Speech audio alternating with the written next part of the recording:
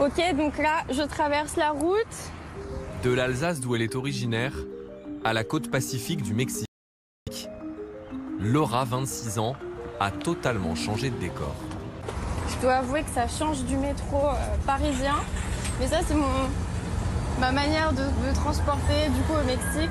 Et je vais au travail tous les matins dans le collectivo qui est en fait une Jeep aménagée. Un mode de transport bien connu des Mexicains.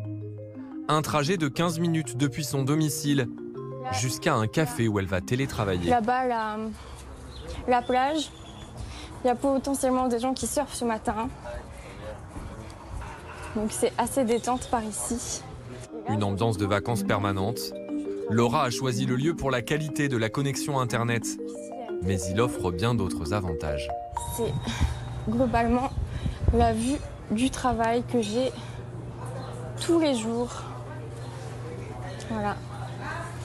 Et je paye en général mon café 50 centimes. La jeune femme exerce le métier d'assistante personnelle.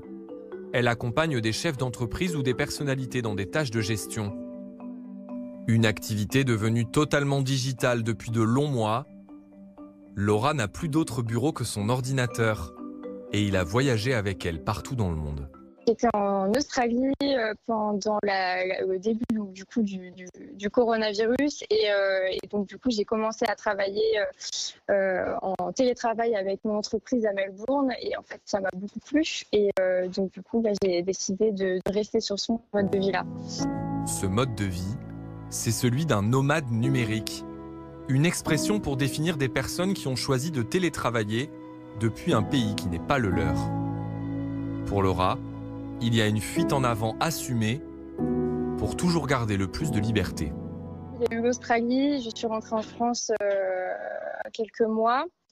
Je suis repartie au Portugal. Dès qu'en fait il y a une restriction qui arrive, j'essaie de fuir au maximum. Et au Mexique, globalement, il n'y avait pas de restriction, pas de test PCR et tout le monde pouvait rentrer au Mexique. Donc du coup, j'ai décidé d'y aller. Cette expérience, elle l'a racontée dans un livre et envisage de la poursuivre même lorsque la crise sanitaire sera terminée. Hop. Comme ça, c'est mieux.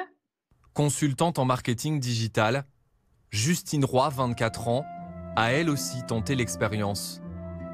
Pour la jeune Bordelaise, destination Bali, où elle a posé ses valises après le deuxième confinement.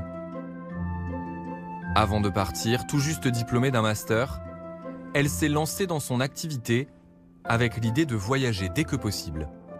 Concrètement, je sais que avec le Covid en France, c'est compliqué de trouver du travail. C'est encore plus compliqué de trouver des missions en tant que freelance. Et en fait, j'ai trouvé des clients, j'ai pu commencer à faire mes missions freelance. Et c'était tout naturel que j'ai pu partir et voyager à distance parce que c'était quand même une volonté. Donc mes clients savaient que moi, j'allais voyager et qu'on allait devoir travailler en distance. Seul impératif, s'adapter aux contraintes du décalage horaire. 7 heures de différence entre Bali et Paris.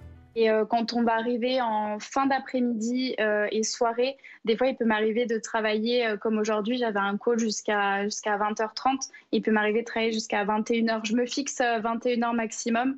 Je sais que moi j'ai rencontré du monde, des fois ils travaillent, ils se lèvent à 1h du matin pour pouvoir faire un call avec la France. Mais moi j'ai vraiment envie de garder cette limite. Sur l'île indonésienne, un couvre-feu est appliqué et le port du masque imposé dans la rue, mais cafés et restaurants sont restés ouverts.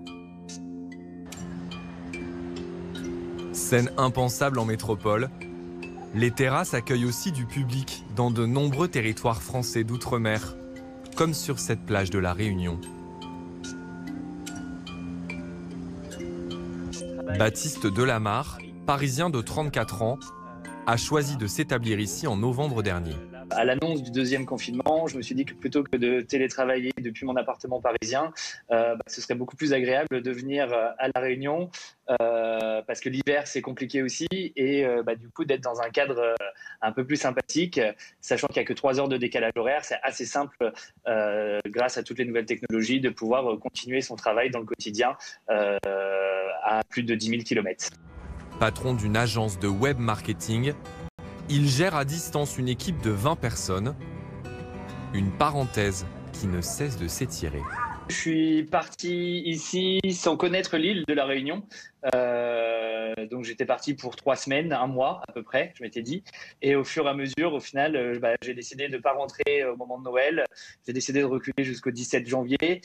Pour le moment, j'ai repoussé 4 fois, en effet, mes billets à cause de la pandémie. Et peut-être une 5e, ce que je n'espère pas non plus, mais on ne sait jamais. Comme Baptiste, Justine et Laura, plus de 40 millions de personnes dans le monde seraient des nomades numériques. Un phénomène en plein boom depuis le début de la pandémie.